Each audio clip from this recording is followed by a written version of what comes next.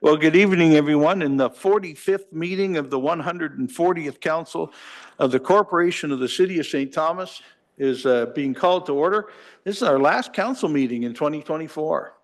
Unless, of course, there's an emergency that calls us all back sometime in the next week, but I don't see it happening. But thank you all for what's been a great year. And let's move forward.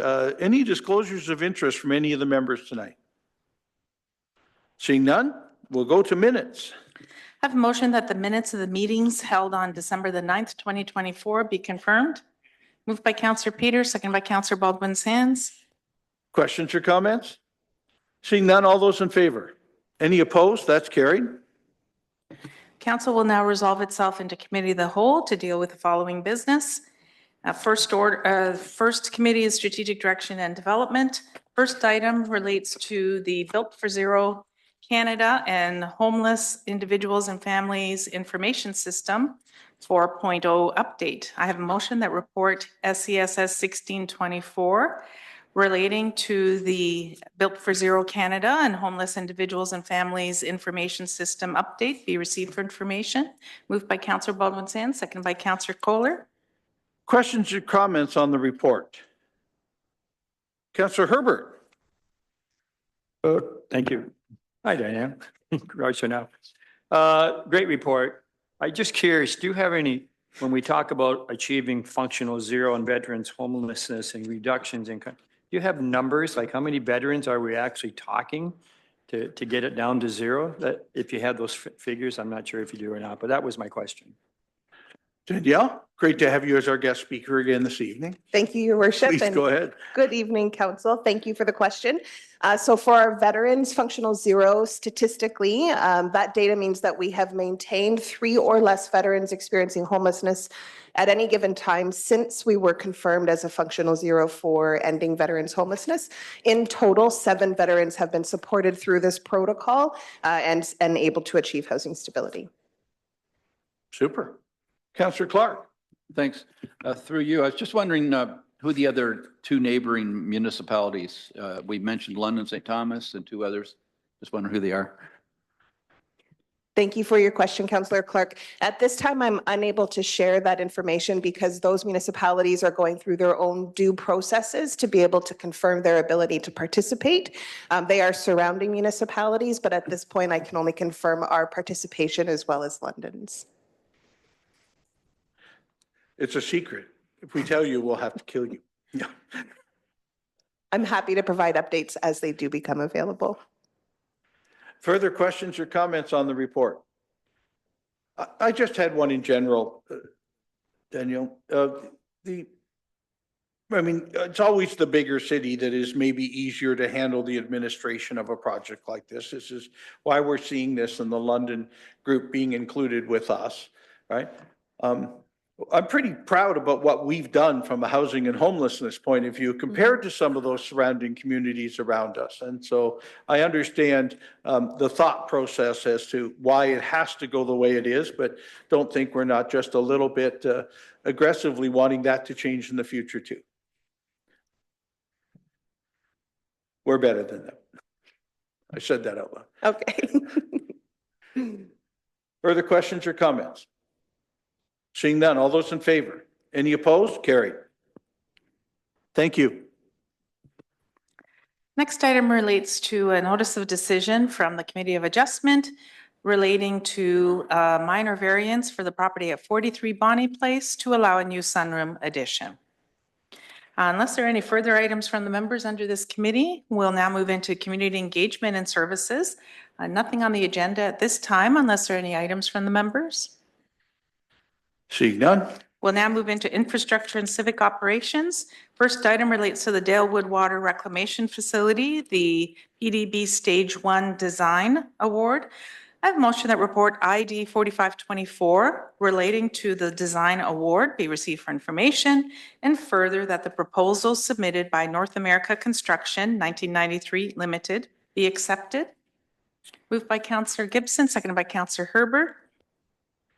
Questions or comments on the report? Councillor Peters, then Councillor Clark. Thanks, Your Worship. Question to Patrick Ankart. Not so much about the process here, but the map, the schematic of the site jumped into my mind. And is there anything that we can do with some of the buffering parts of that site, potentially other like say a recreational facility, ball diamonds, soccer pitches? You know, I know the importance of the buffer with the campground across the street, but is there any potential to do some other things on the site that could be beneficial for the municipality? Patrick, you're up. Thanks, Your Worship. Through you to Councillor Steve Peters.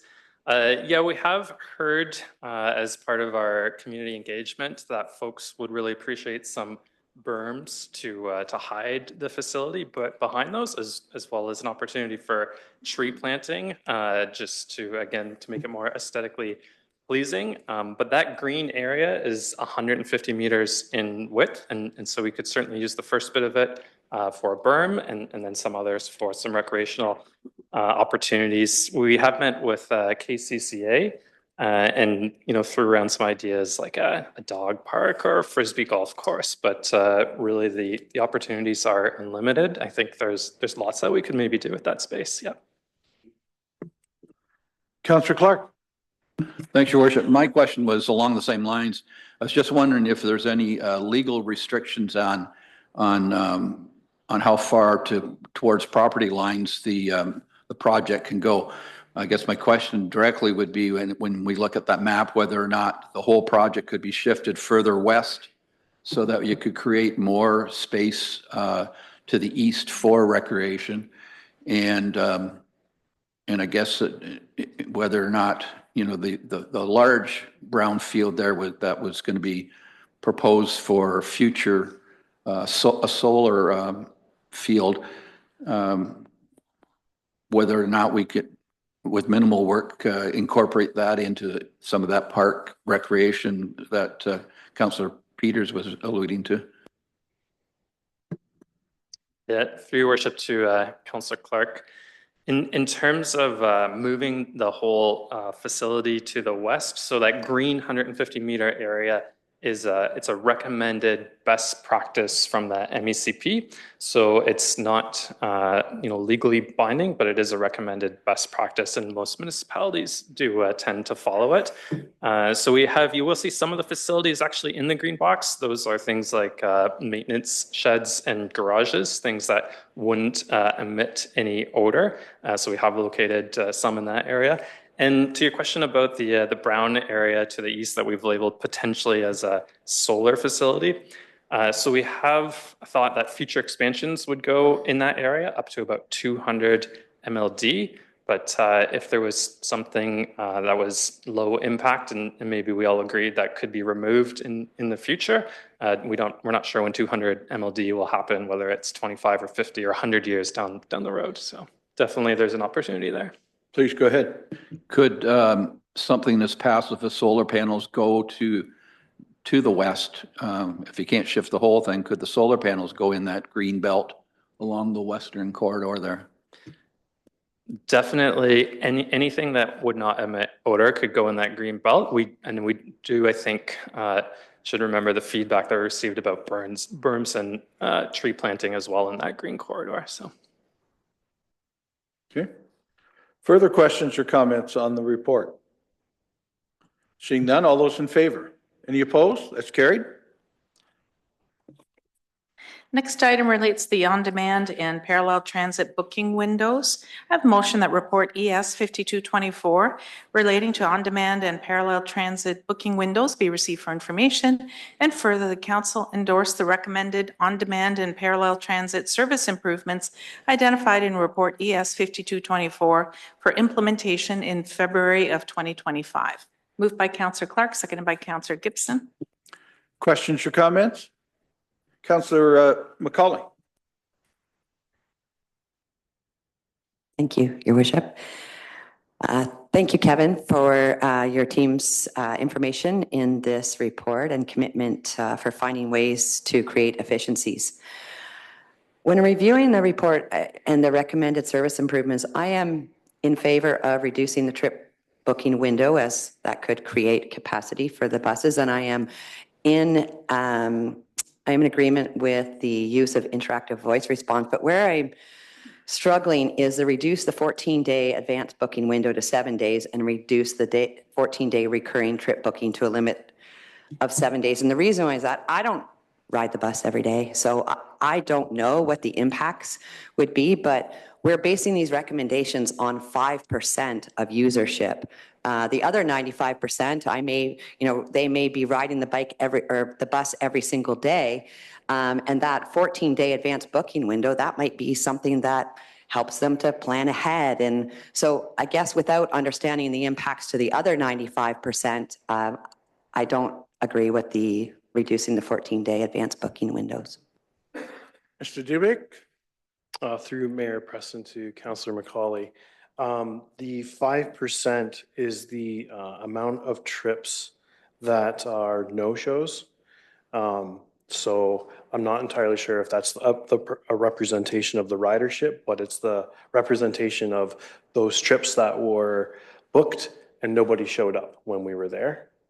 The piece about why are we looking to reduce from 14 days to 7 days, I think was another part of your question. And so when we were taking a closer look at why are we having 5% of no-shows on our on-demand and parallel transit system, we looked and compared ourselves to other municipalities. And we found that our rate has grown from 2017 to 2024 by about 5%. So we're at about a 30% comparison to other municipalities. So how can we improve that? And so when we took a look at that 5% a little bit more in detail, we realized that 43% of those trips tend to be no-shows or cancellations after the 7-day period. So when we're looking at those, and that's what figure 7 and 8 are trying to illustrate for you in the report, is that when people are doing that, you're taking up some of the bandwidth in our ability to schedule other trips. And so what the impact would be is that if I'm booking trips 14 days in advance, if we implement this recommendation, I would need to do that on a weekly basis rather than on a bi-weekly basis. So that would be the difference, but it's all in an effort to increase our efficiency by making sure we're not booking that seat and nobody ends up sitting in it because they booked it 12 days in advance. Go ahead, Councillor McCauley. Sorry, so I must have misunderstood. So if I understand that the 5% are the no-shows, right? Or the cancellations. And if I understand correctly, you're saying in this report that to help reduce the no-shows and cancellations, implementing this would happen. So I guess my point is we're implementing this based on a small percentage. When you have a very large percentage that are using the system, it's working for them. And so without having input from regular users, which I am not, I think we have to understand the impacts to them by changing that 2 weeks out. Okay. Any other comment on that? I was just going to comment, you're absolutely right. A 95% rating on completed trips is a really good, I think, a really good positive for our on-demand and parallel transit system. Councillor Kohler next. Thanks, Your Worship. Through you to Kevin. The feedback that I've gotten from this, and first of all, I want to thank you and staff for looking at it and actually suggesting to reduce the time. But many of the people that continuously contact me with some of the issues with transit, I made sure that they were aware of this and looked at it. And really the only feedback that I've received from them that they're still not quite happy with that wait time, especially in inclement weather. They're hanging around there for the 15 minutes. And some of the people that I talk to where they live, it's not conducive to being able to, they're literally standing out in the elements waiting for the ride. But I just have a hard time understanding that we're going to say you need to be there 15 minutes ahead or we're going to leave. But I don't know what the benefit is, because if we continue to be 15 minutes ahead of anybody's pickup time. We're just always gonna be there. Like, why couldn't we shorten it to like a 5-minute window? Like, what impact would that have? Because if we're picking up 5 minutes before, and pretty much every one of them that I talked to said that 5 minutes would be fair and would be easier for them to deal with. It'd still be bad if it's standing out in the rain or blistery weather, but I don't know why that 15 minutes ahead of time, because just like the normal bus route, if it's running ahead, it's going to stop there at a certain bus stop and then just wait for that time to catch up. Because if you continue to run ahead, then nobody's going to be at the point of time that they're waiting. But anyways, that's like, first of all, thank you for trying to shorten it, but hopefully we can shorten it a bit more for these people that are, relying on this service to get to where they need to go. Okay, any comment from you, Kevin? Yeah, through the mayor to Councillor Kohler. So there are several notifications to the rider about when the bus will show up, and you see that in the figures 1 and 2 of the report. So while we're saying you need to be there 15 minutes, well, the booking window, remember, this is the booking window. They're saying, you select whether you want to depart at a certain time or arrive at a certain time when you book. And when you do that, we're basically saying, let's shorten that window from 30 minutes to 15 minutes. So the system's able to basically free up 15 minutes of that capacity for the bus to have other trips booked into it. This is an on-demand service. This isn't a transit like a conventional service, right? So if you're looking to get picked up within 5 minutes, then I would suggest that maybe this isn't operating as on-demand anymore. This is operating more like a conventional service, or if you want that door-to-door service, then perhaps you may need to look for other opportunities than what a transit system is able to provide. Because 5-minute booking windows don't exist.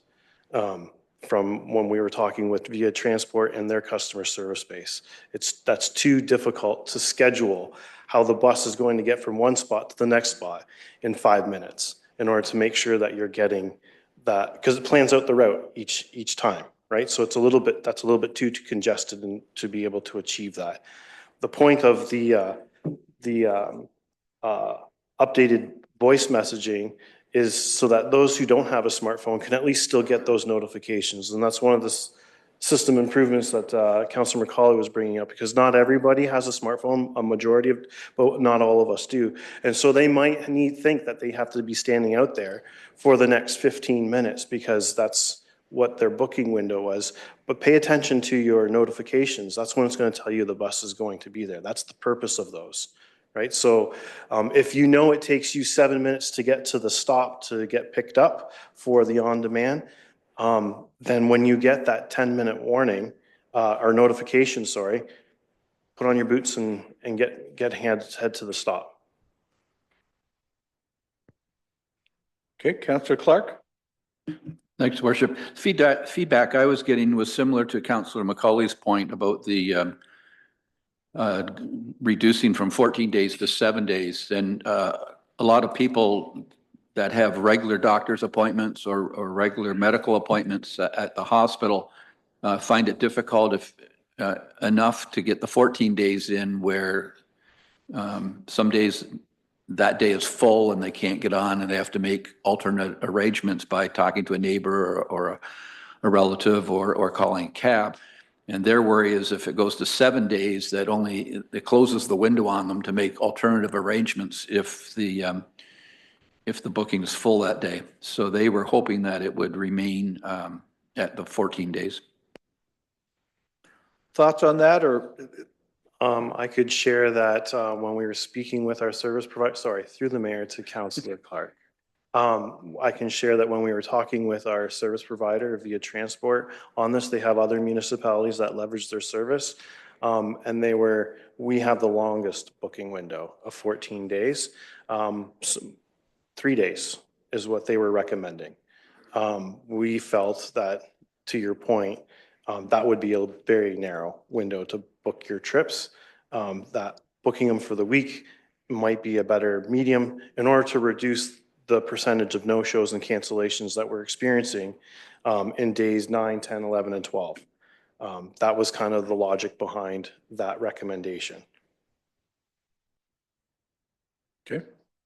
I guess I'd go back to Councilor McCauley's point, though, that you're only dealing with 5% of the people and everybody else is happy with it and making it work. So I'm not sure why we're changing it to try and shave that little bit. I think we're going to hear from more people that are going to be upset. We're trying to improve things for people, and just because other municipalities have a shorter window, we're trying to keep things. We have more seniors in St. Thomas, I would say, and I still think the 14 days is optimal. Okay. Councillor Gibson. Thank you, Your Worship. I too have concerns, as are my fellow council members. But I'd just like to add one more initiative on this item. On the one individual was at a stop. Actually, there's two. One, you had an email you received through customer service, I do believe. And then I had one other person who also said they were at a doctor's office. They were out waiting for a bus, and it was one of the on command. Bus 1 and bus 2 were sitting at the stop. They told the individual that the bus isn't for them. But 10, 15 minutes later, the first bus that was there came back with the same driver to pick them up. So I'm just wondering, why are we using the same bus, but they're coming back a second time around 20 minutes later, like it's 15 to 10 minutes later, I guess. Like, to me, that's a waste. And I can see what they're getting at. If the bus is already there to pick up a passenger, then why couldn't they have taken this same passenger as well? So it would just save coming back maybe 1.2 kilometers just to pick up this other rider. So like, do we have a one passenger per bus policy, or is it just something that the drivers are just not understanding with the app, using the app service? Okay. Through the mayor to Councillor Gibson, I couldn't follow that whole scenario. It seems very, very operational based. And so I'd be happy to take that offline and discuss that particular piece with you. There could have been a multitude of reasons for things, but there's definitely not a one rider per bus policy. That's not a fair comment, sorry. Okay, Councillor Gibson. So what I'm getting at is the first two bus drivers that were at the shelter, and this rider was waiting for a ride. He was told he couldn't get on either bus. But that one bus came back and around to pick him up. So I don't know, maybe it is maybe they're not understanding how it works. And maybe you're right. Maybe there was a confusion as to how we do our service here. Because he did say it was a driver that didn't usually drive here in St. Thomas. Kevin, I'm going to add to that piece too. When we first went to the on-demand system, and we love it. I mean, it's an addition that we didn't have, and it's covering routes and times that we otherwise wouldn't have transit. But it was to be even a sharing of para and regular transit on demand. And I'm hearing more of what Councillor Gibson was trying to describe. Nope, this bus isn't for you, it's for someone else, right? But I'm not certain why the person wouldn't be invited on that bus, and they would go as a twosome then, but it just, and so you're right. I don't have all the information either, but we've now had it anecdotally a couple of times since we talked about this today. So let's you and me have that discussion on it too, and we'll get Councillor Gibson's input also. Further discussion or comments? Seeing none on the report. All in favor? Any opposed? Still carried. Thank you. Next. Your Worship, unless there are any further items from the members for this committee, we'll now move into corporate governance and administration. At this time, the members will receive an update from the Director of Finance and City Treasurer regarding the 2025 budget.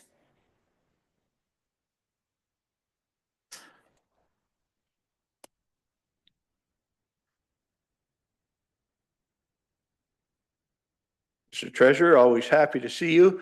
Certainly after we did you did so much preparation work and heavy lifting last week. There's not much more to go. So I know you have just a short update for us. Sure. Thank you. Through you to council. We have a couple updates. So in the meeting last Monday, we were instructed to move 1% out of the budget. We did that. But last week also, we got our growth numbers back and they weren't what we were hoping for. So that added another 800,000 that we had to make up. So we had to come up with $1.5 million. We did that by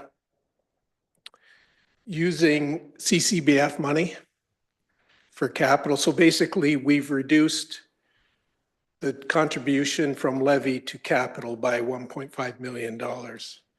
So we can use CCBF money for fire services.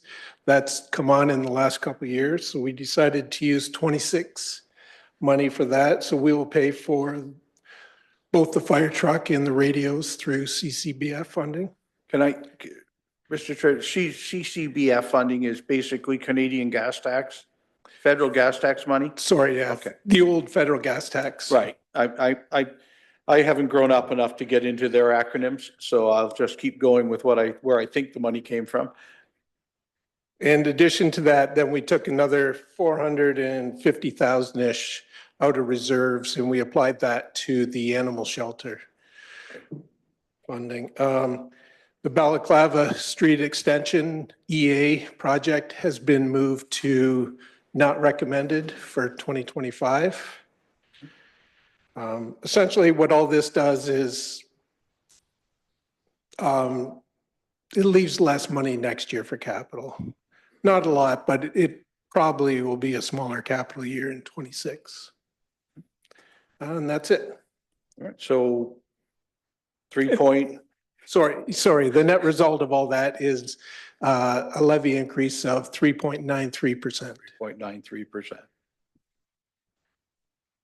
We said we would do more work if we felt we had to, but I'm not seeing anybody with their fist in the air saying, let's get there. I'm okay to pass this number on till where the council will recommend acceptance of it on January 16th. I think it comes back to us. Councillor Walden-Sands? Thank you. I'm okay with supporting that as a motion and moving it forward.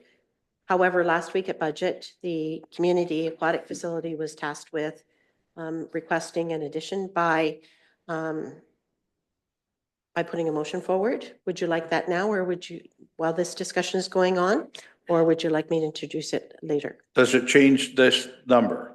It does not change the number. It just changes the budget. I A think request in the budget for a reserve fund. for us establishing a reserve fund, it doesn't change the budget. Correct. It changes the administration part. I think we can leave that under new business. Thank you. And leave the budget where it is and get to it. Further questions on what the treasurer has shared with us? Madam Clerk, do I need a motion to accept that? Because that means we've finished our work until we accept the total in January, correct? Yes, Your Worship. At this time, I have a motion that council establish the 2025 budget at a target percentage increase of 3.93%. Moved by Councillor Kohler, seconded by Councillor Clark. Great. Questions or further questions or comments? Seeing none, all those in favor? Any opposed? That's carried. Good work, team. The next item relates to Integrity Commissioner Services. I have a motion that report CC 1124 relating to Integrity Commissioner Services be received for information. And further, the council direct administration to engage re-engage the firm of Aird Bearless to provide Integrity Commissioner Services for the city for an additional period through to May 31st, 2027. And further, the council confirmed the continued use of the provincial ombudsman for closed meeting complaints and investigations. Moved by Councillor Gibson, seconded by Councillor McCauley. Questions or comments on this report? Councillor Clark? Thanks. I know it's a specialized area, but is there any local firms that are providing the same service? I do not know. We'll go to our expert. Your worship, through to Councillor Clark, there really isn't. Most of the firms are based out of Toronto at this point, and it's typically law firms. There's very few local individuals at all. Okay. Further questions or comments? Seeing none, all in favor? Any opposed? Carried. Next item relates to Parks and Recreation Services proposed 2025 fees bylaw. I have a motion that report PRF 2724 relating to the Parks and Recreation Services 2025 fees bylaw be received for information, and further that staff be authorized to prepare a new fees bylaw to amend bylaw 188-2002. Moved by Councillor Herbert, seconded by Councillor Gibson. Questions or comments? Councillor Herbert. Thank you, Worship. I think most of us, whenever there's a rate increase, we always get comments from different groups. And there's one specific group that is concerned with the increase in rates, even though they know there have to be increases in rates. And that's the men's and women's and co-ed who use Doug Terry's complex. And I had a good chat with the president, and he outlined a bunch of concerns. And then I went and saw Mr. Bray today, and we chatted for an hour, and he popped up with a few questions too. So what I would like to see tonight is, and I'd make that motion that we defer the report till into the new year, and Jeff can comment on that. Mr. Bray, on that?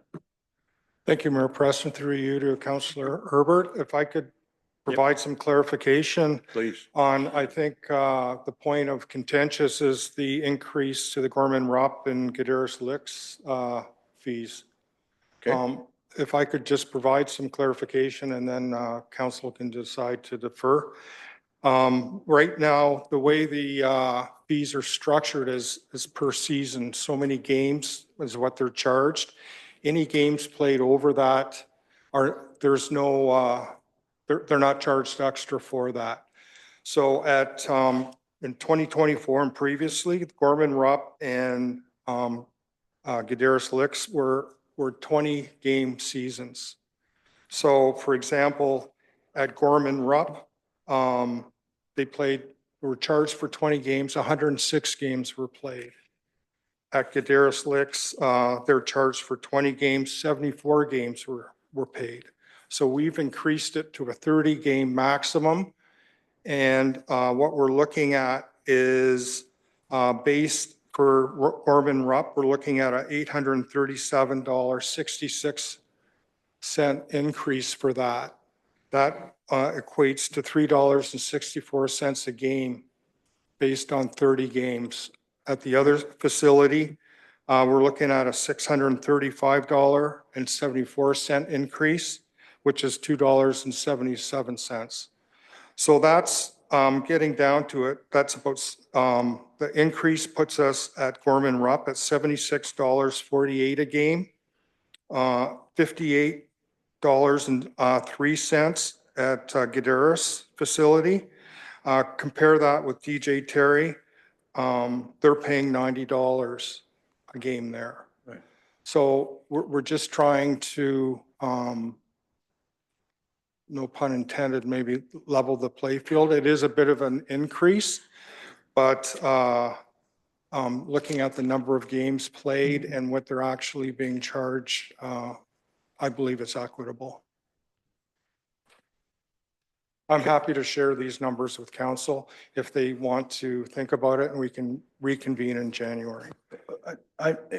This isn't a decision that really has to be made tonight, but I love the direction you're taking, Mr. Bray, on user pays and the fees for parks.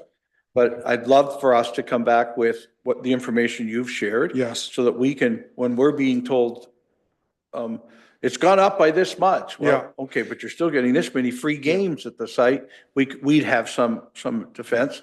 It's been a long time between fee changes. We did one for the last season. This is the first time we've addressed this one. We just raised it 5%, I believe, last time. Right. And our fees go up too. For example, I was talking with Jamie West. He's our operational staff in charge of all the ball fields. Just a pad for the base is now $500. Chalk goes up every year. Everything increases. I doubt we're making a huge profit on this, but we're talking about cost recovery. I don't think it's meeting cost recovery, Okay. but yeah, All right. with the price of fuel, life cycle on vehicles. Okay. Councillor Kohler, did I see your hand? And then Councillor Clark?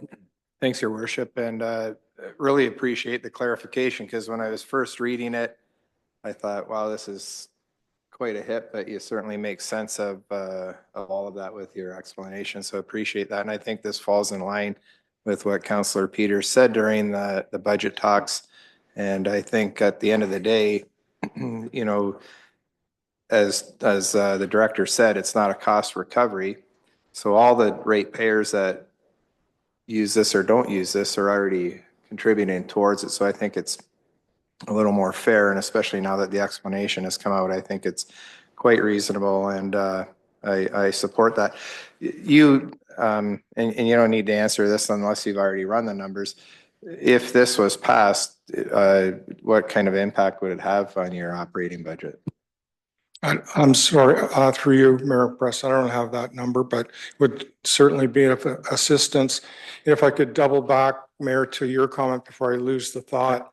It isn't especially timely to pass this tonight. The only thing that would be potentially impacted if we go in January is pavilion rentals, which are going very nominal increase because people can't rent pavilions until January 1st, and we've locked in all the ice fees, and ball registration hasn't started. So if indeed we deferred this and it came back mid-January and we did change it, anybody who booked a pavilion from January 1st till that date would be getting last year's deal. Correct. That is correct. Get your bookings going, folks. I think I think it works, Jeff, if we just say we can get there. Councillor Clark? Yeah, I would prefer just to, now that we've got some new information, to take a few weeks so that we can do the math. The question I had, though, was the deal that the pickleball people are getting, and that it surprised me that they were not being charged anything for court bookings, and now they're only being charged $2 an hour. And I was just wondering if we could review that and see how that lines up with other municipalities, because typically on a pickleball court, you've got 4 people playing, so it works out to 50 cents an hour. To me, that's the deal of the century. And I know I'm going to get all the pickleball players mad at me, and they're a growing segment of the population, but it just doesn't seem fair when you look at some of the other numbers that people pay for recreation. I know if you go to the senior center, it's $6 a day. Even our swimming, it's $3.50. So I think there may be an opportunity for a little bit more cost recovery, and all the funds are going to a fund to help offset the costs. It's to refurbish nets and the pickleball lines and things like that. So since we're taking the time to reassess, I was just wondering if that could be included in some of the thoughts over Christmas. Thank you, Mayor Preston. Certainly we can. I think this is, I'm not 100% sure, but I think this is a unique situation. We did a bit of a canvass of other municipalities. No one charges residents to play, which is what we're maintaining here. The difference is, I don't think other places have a club that's using a public facility like this. So this is why we wanted to differentiate between this club and if you or I wanted to go play pickleball, we would not be charged. Yeah. Right. I understand that, Yeah. but when you look at the number of hours that those people are taking up, whereas if you and I, as Joe Public, wanted to go play pickleball, they've got so many hours already booked, and at 50 cents a person per hour, it just doesn't seem fair. That it seems like too good a deal for the clubs, and I'm just trying to be fair to everybody. Thank you. Councillor Gibson, did you have a comment? Thank you, Your Worship. Jeff, I was just wondering when you come back with the report in the new year, if we could also have the numbers from other municipalities and what they charge, if it could be included, so that we could do some comparison. Will do. Thank you. Thank you. Councillor Peters. Well, thanks, Your Worship, and seeing that we'll probably be dealing with this again in the new year. I would be interested to know how well these organizations track where people live. Because one of the things I see with the user fees is that it takes the burden off of the average taxpayer in the community. You want to play, you got to pay.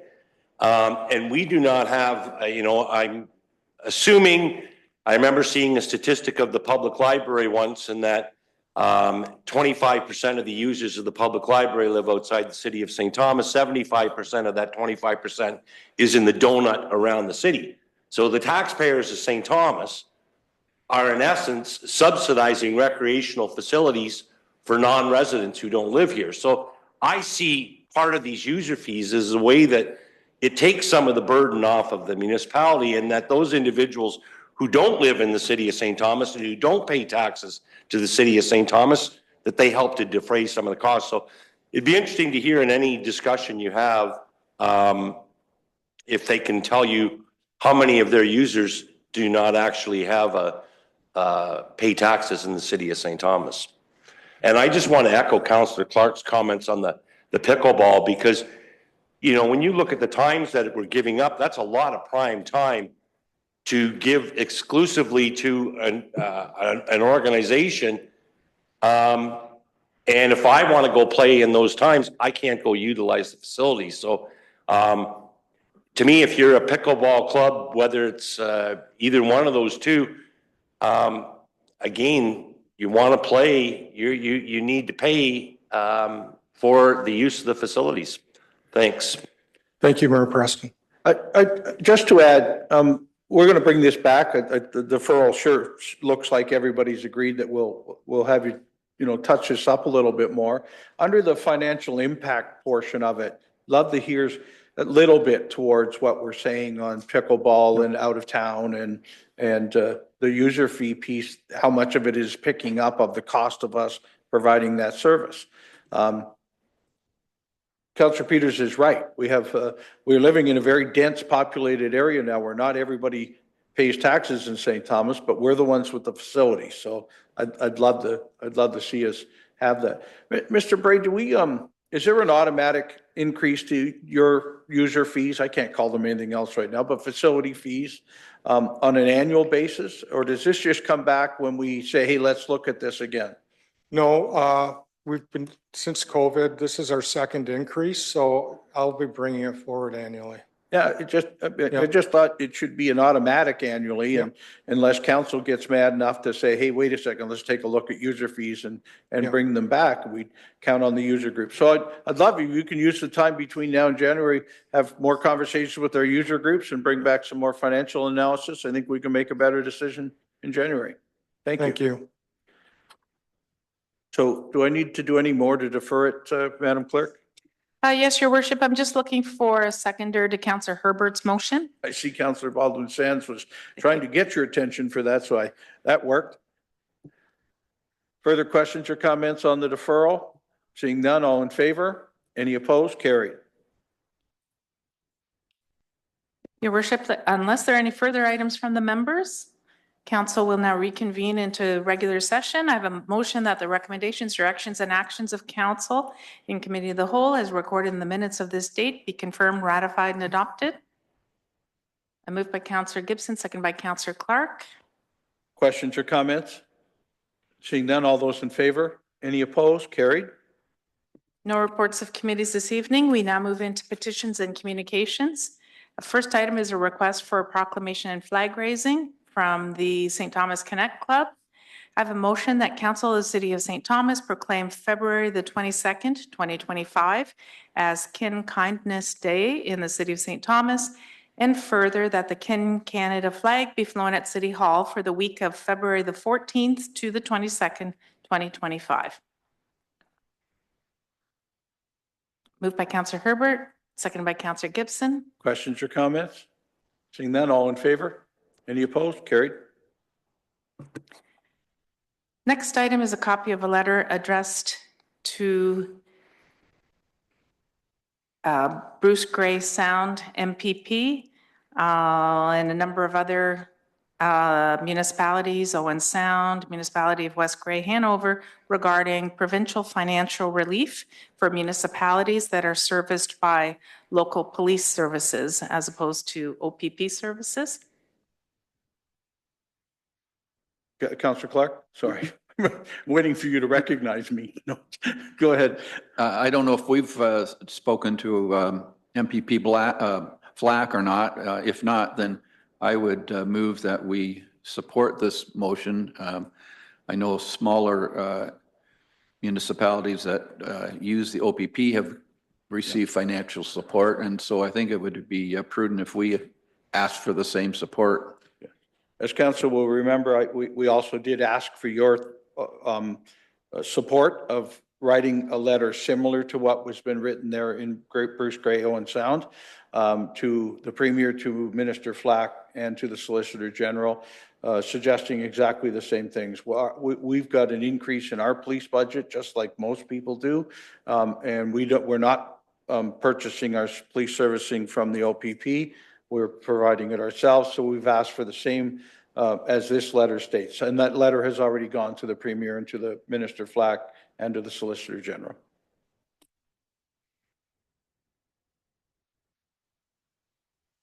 I'll withdraw the motion then if it's already been covered on. Done. Thank you, though. Your worship, no remaining items under petitions and communications. We'll now move into unfinished business of council. Seeing no items, your worship, we are now in new business of council. I'm betting I've got Councillor Baldwin Sands.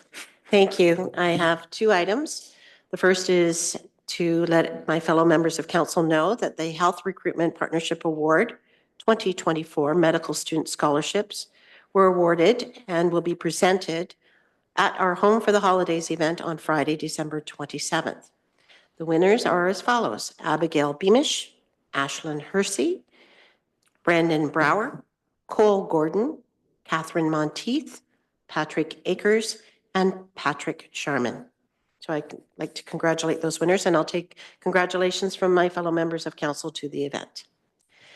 The second is the extract from the Community and Aquatic Steering Committee from the minutes held December 12th as requested by council at last week's budget session.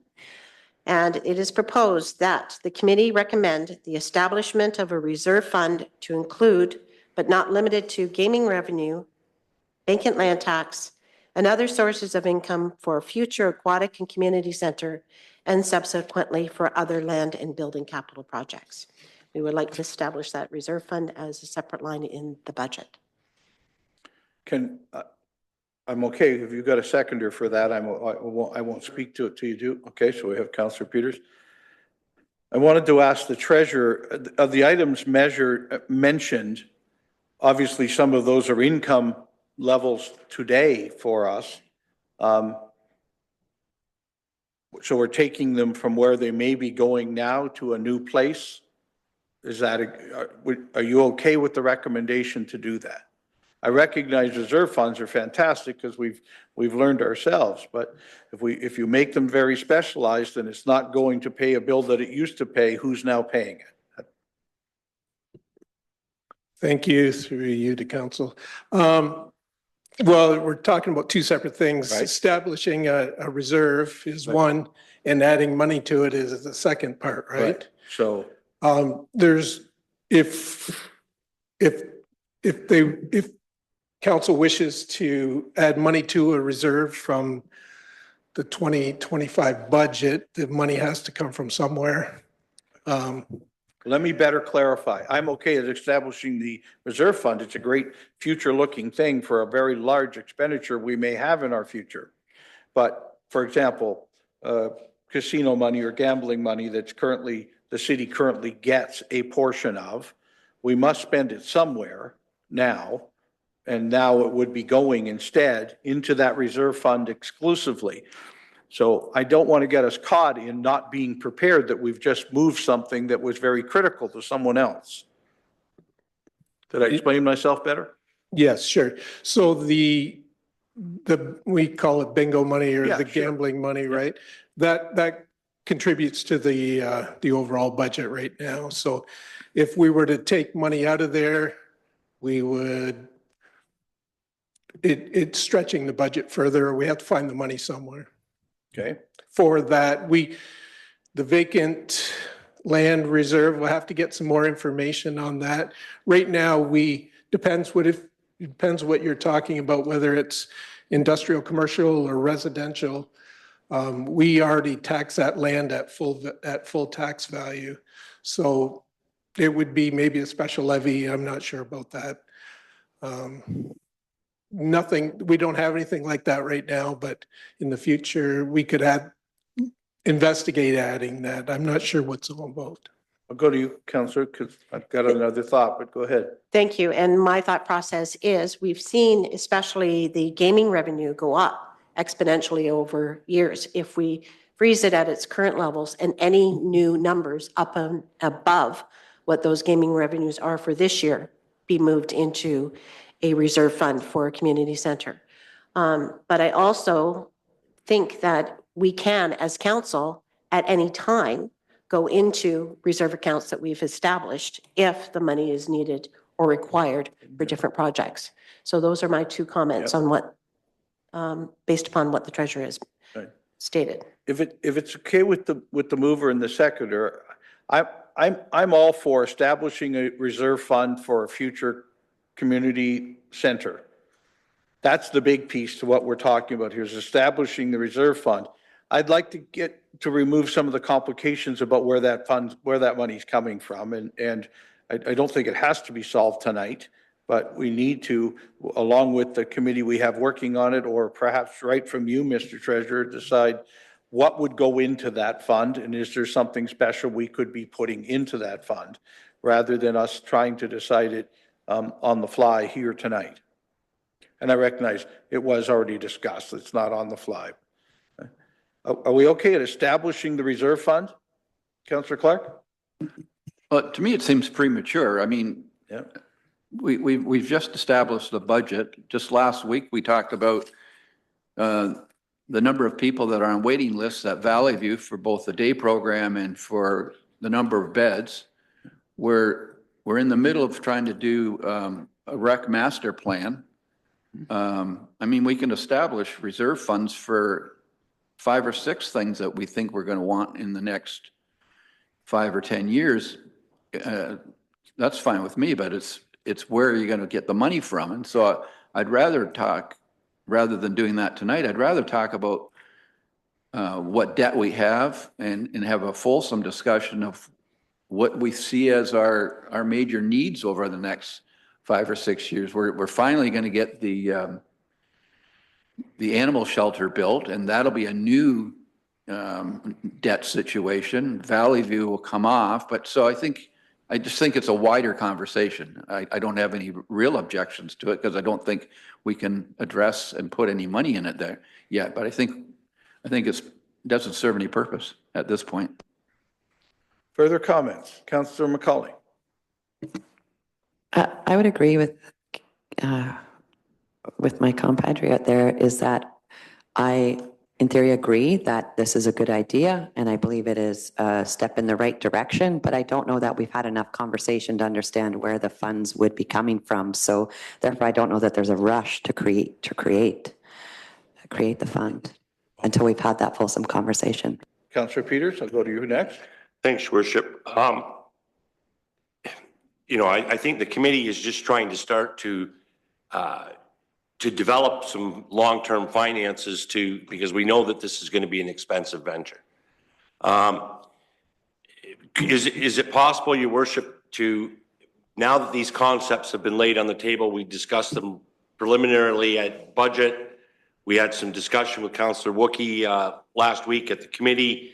We've had some more discussion here tonight, that we at least ask Mr. Sheridan to report back I was going to go. on some of the options. I like, the concept, okay, we've got a figure built into the 2025 budget for gaming revenue.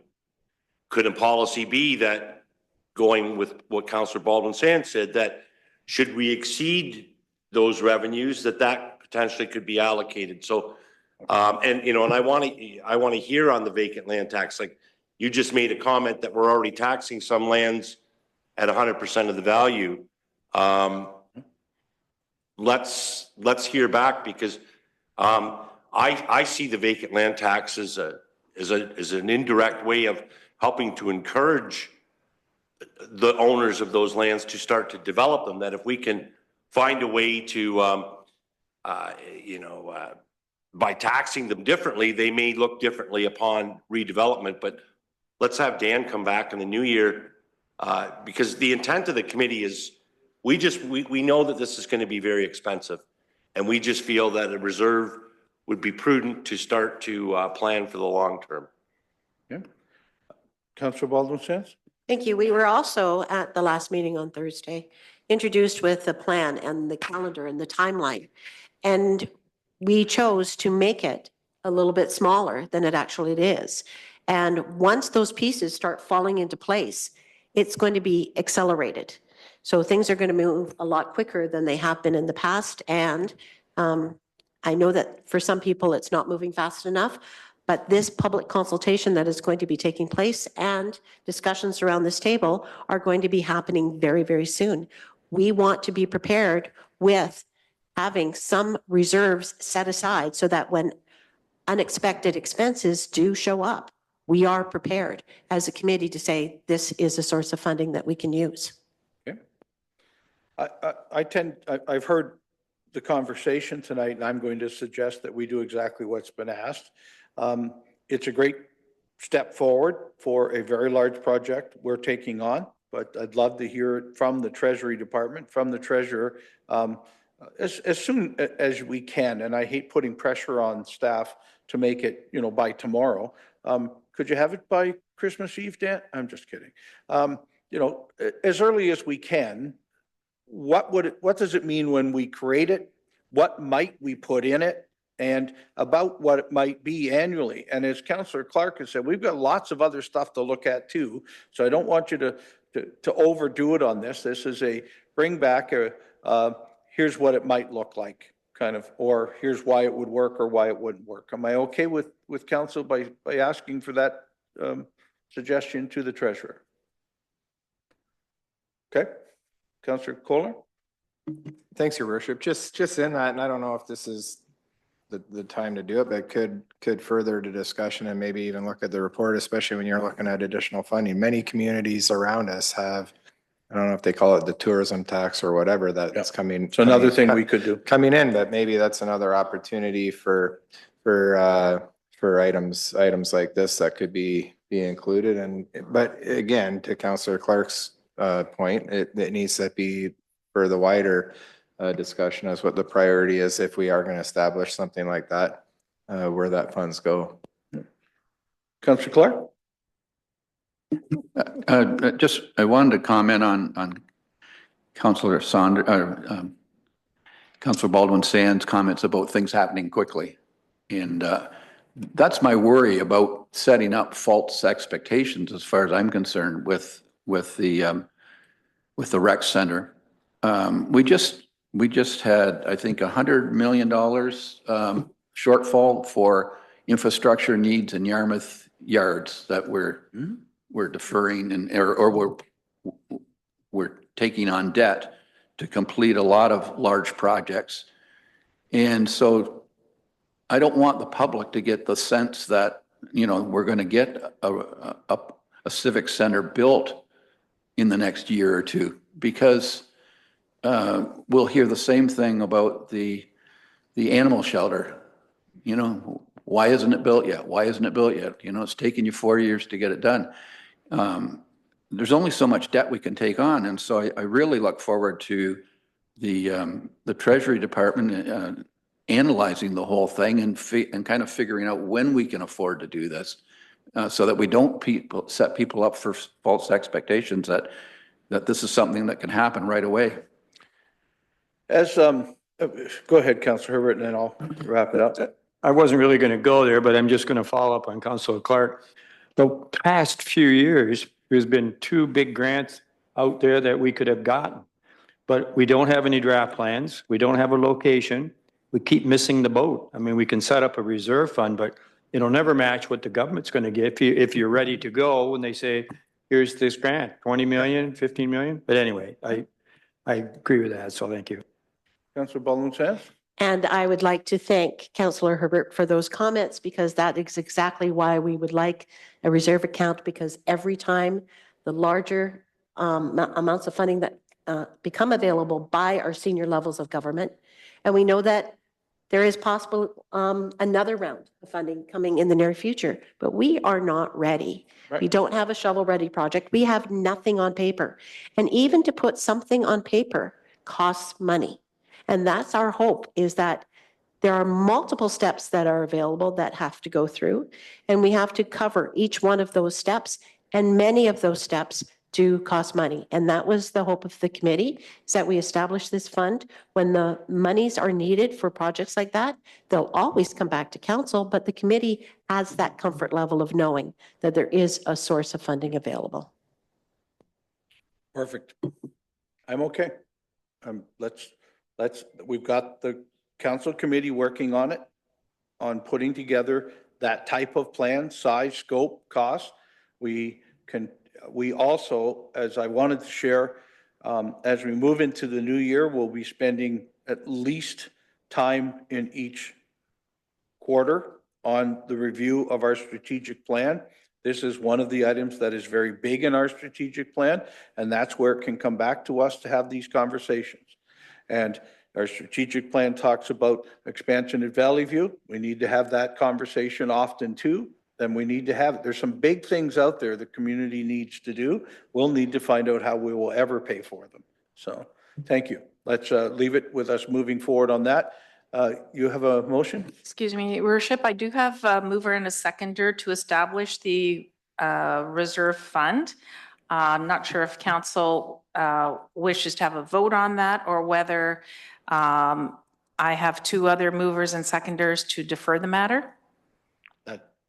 That would be my thought tonight, that we don't try and do work until we have the answer back from the expert authority, which is our treasurer at this moment, on what we should do next. We have mover and seconder on that original motion. Would they be okay to defer? Yes, I'm seeing yeses from both of them. Do we need new movers and seconders? Oh, okay. So after the two have said, okay, now who wants to move the deferral and second the deferral?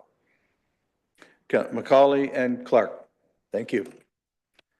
Further discussion or comment? Motion by Councillor Baldwin Sands, seconded by Councillor Peters, that a reserve fund be established to include but not limited to gaming revenue, vacant land tax, and other sources of income for a future community and aquatic center, and subsequently used for other land and building capital projects. Has the deferral been moved and seconded? Yes. Oh, so it's not debatable. Because But why are we voting on that motion still? That sounds like that's moving that forward. Your Worship, I do have a motion by Councillor Macaulay, seconded by Councillor Clark, that motion be deferred. Okay. We just haven't That voted yet. motion. Yeah. Okay, I got it. All right then. So that's what we're voting on, that motion be deferred. but where's the report back? To be reported, you're looking for a date back? It's referred to, in my case, it would be deferred to staff to bring a report back to council as possible. Okay? Anybody confused besides the mayor? Seeing none, all in favor then? Any opposed? Carried. Strike that last bit from the meeting minutes, will you please? Thank you, Your Worship. Just to confirm, there is direction to staff to prepare the report for the new year. Perfect. Where are we now? We're still under new business. If there are any further items from the members?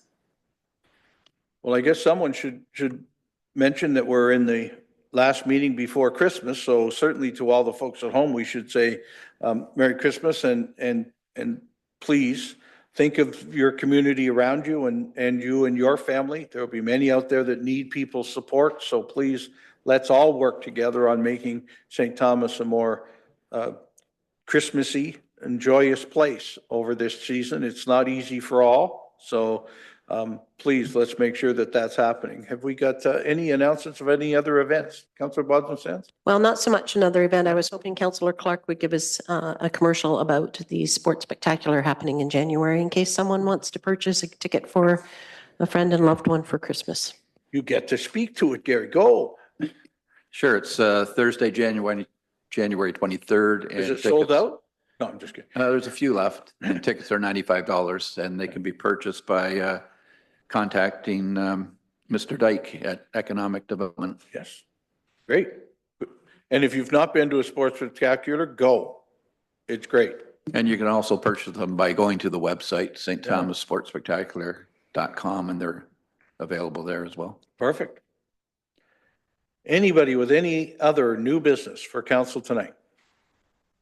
Seeing none. We'll now move into bylaws. I have a motion that leave be granted to bring in the bylaws. Moved by Councillor Clark, seconded by Councillor Kohler. Questions or comments? Seeing none, all those in favor? Any opposed? Carried. A motion by Councillor Clark, seconded by Councillor Kohler, that the bylaws be now read a first time, referred to council and committee of the whole, and read a second time. Questions or comments? Seeing none, all those in favor? Any opposed? Carried. First bylaw, please. First bylaw is a bylaw to confirm the proceedings of the council meeting held on December the 16th, 2024. Questions or comments? Seeing none, all those in favor? Thank you. Second bylaw, please. Second bylaw is a bylaw to assume certain lands as part of the public highway known as Southdale Line. That's parts 3 and 4 on Plan 11R 9413. Questions or comments? Seeing none, all those in favor? Item carries. Next item, please. Third and final bylaw, as the report on fees representing the fourth bylaw has been postponed. So the third and final bylaw is a bylaw to authorize the mayor and clerk to execute and affix the seal of the corporation to a certain agreement between the city and 10005763333 Ontario Incorporated. This relates to a grant acknowledgement agreement under the Community Improvement Program for the property at 200 Center Street. Questions or comments? Councillor Peters. Thanks, Madam Chair. I just encourage any of my colleagues, if you're out and about, go have a look at this infill. This is a really nicely done infill compared to others that I've seen, like on Miller Street or a few other community parts of the city. But this one is, it's really, it blends right in with the neighborhood. Bit of a different approach as far as parking, but it solved a parking issue in a downtown core. And I don't know, I just say to planning staff, this is a nice one to showcase because I know we're dealing with a parking issue on another street in that same neighborhood. And this was a nice compromise. So anyway, have a look at this one. It's really well done compared to some others that moved into Councillor Gibson's neighborhood. Any further comments or questions? Seeing none, all those in favor? That carries. I rise to report the successful passing of the 3 bylaws. Thank you. I have a motion by Councillor Clark, seconded by Councillor Kohler, that the report of council and committee of the whole on the 3 bylaws be received and adopted. The same be read a third time, engrossed, signed by the mayor and clerk, sealed and numbered. Any questions or comments? Seeing none, all those in favor? Any opposed? Carried. Next, we move into public notice. One notice this evening that the city provides notice of its intention to adopt the 2025 operating budget and the 2025 capital budget at its meeting to be held on Monday, January 13th, 2025 at 5 p.m. No notices of motion. There is a need to move into closed session. I have a motion that this meeting be closed to deal with a proposed or pending disposition of land, a position plan, procedure, criteria, or instruction to be applied to any negotiations carried on or to be carried on by or on behalf of the municipality, and 2 personal items about identifiable individuals. Moved by Councillor Baldwin Sands, second by Councillor McCauley. Questions or comments on the closed session? Seeing none, before we call the vote, I'll remind the folks at home and those that have been in our audience this evening that we'll be going into a closed session to discuss the items that the clerk has talked about. We will rise out of closed session back into open session only long enough to adjourn for this evening and adopt anything that occurred during closed session.